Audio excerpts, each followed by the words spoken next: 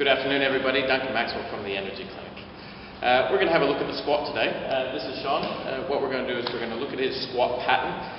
Squat pattern obviously being very important for anytime you get down, getting up from a chair, exercising. Obviously we use the squat pattern quite a bit.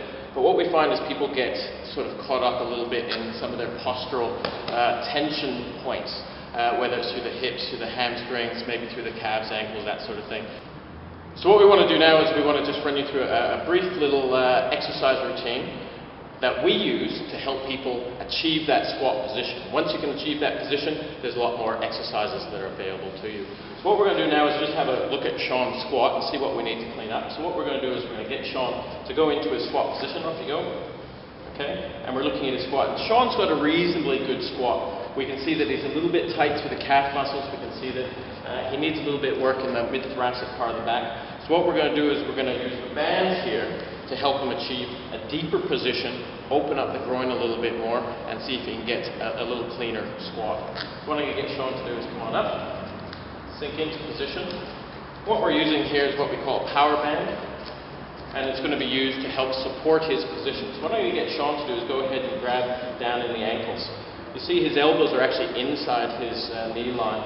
And what I'm going to get Sean to do is come deep as he can into that position. He's going to use that band to help support him as high into that squat as he can. We're pushing forward with that sternum. We're going to drop the shoulders down in that position. And we're going to try and contract into the mid-thoracic part of the back.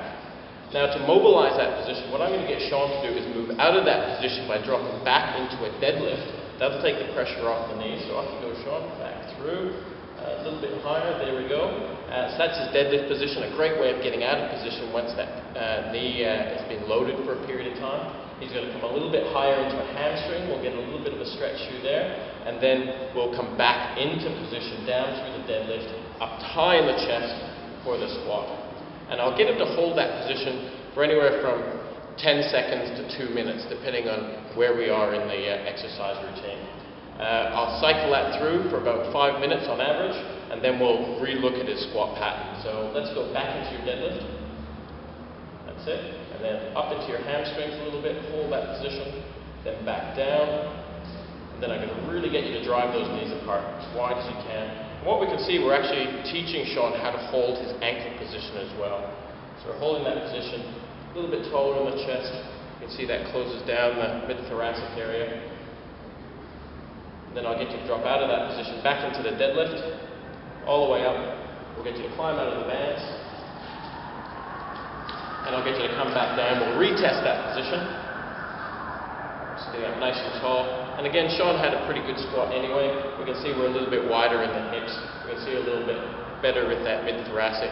We've actually just finished the workout, so he's pretty warmed up and ready to go anyway. But that would be our introduction, or our way of improving that squat position. So again, my name's Duncan. If you want any more information about what we do, visit www.energyclinic.net.